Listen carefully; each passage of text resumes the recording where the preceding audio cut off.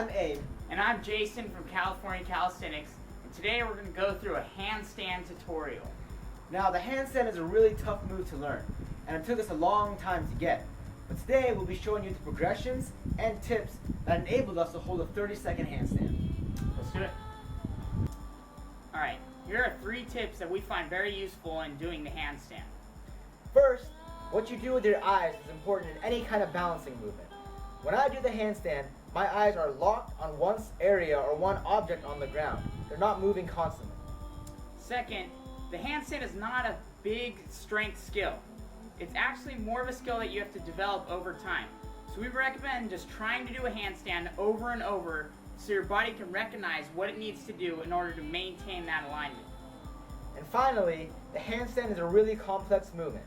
It involves your toes, your hamstrings, your abs, your shoulders, your hands, everything. You can't be thinking about all that at once while you're doing the handstand. Make it clear and think about 1 or 2 main things. What I think about is my hand balancing and my lower back and hips staying aligned. So the handstand is an intricate move, but if you overthink it, it's going to be impossible to do. So we're going to break it down into 2 aspects.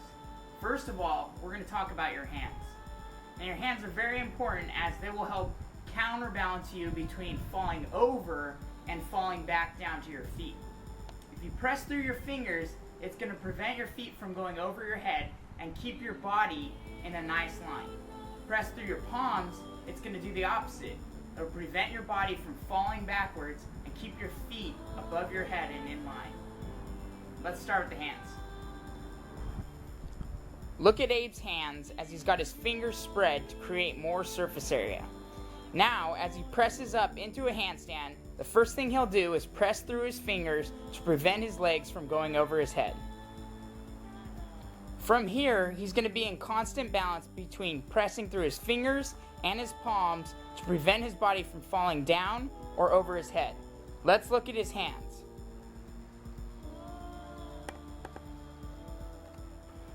Notice how his fingers and palms are constantly in balance between holding him from falling back down and from falling over his head.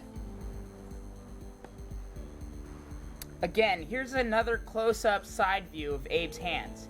Notice how his palms and his fingers are constantly pressing to keep his body in line.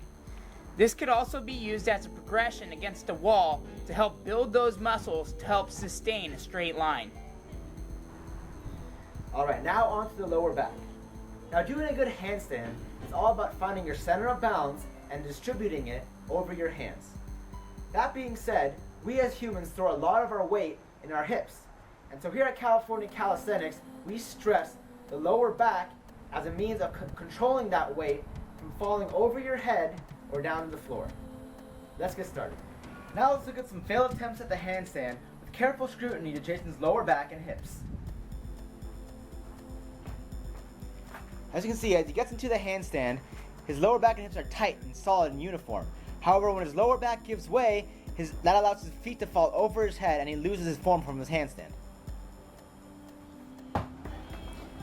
Now let's look at the opposite. Let's see what happens when Jason releases his lower back and allows his hips to fall to the ground.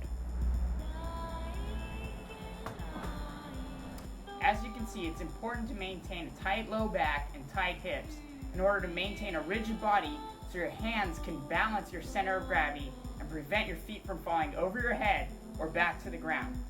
Let's look at some progressions. The first progression is going to be the handstand against the wall.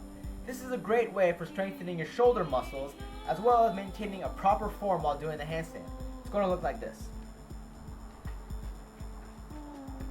Make sure your body's in a straight line from head to toe, as well as keeping your weight distributed evenly over your hands. Now, if you can do them, another great progression is going to be the handstand push-up against the wall. This exercise is great for building the muscles necessary for doing a handstand, and as well, it encourages hand balancing, because when you go down into the handstand push-up, your body is going to naturally want to come up off the wall, and you have to balance with your hands to keep it against the wall. Now, it's going to look something like this. Press up into the wall and come down at least 90 degrees and then push back up with equal force with your hands. As we said, the lower back and hips are really important in maintaining a good handstand. This next progression aims at strengthening the lower back muscles and developing hip control. It's called the L Bend Headstand. Now as Abe presses into his headstand, you'll notice that both his hips and low back are tight and in line with his head. Now as he lowers his feet down, doing the L bend, his hips press back, and then as he presses his feet back up, his hips move forward. This action is working together to keep his center of gravity in line and keep it over his head and in balance.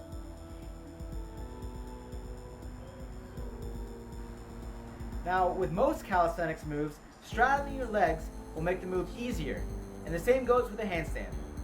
When you spread your legs far apart, it lowers your center of gravity closer to your hands, making the move easier to do and easier to balance as well. This is how it's going to look.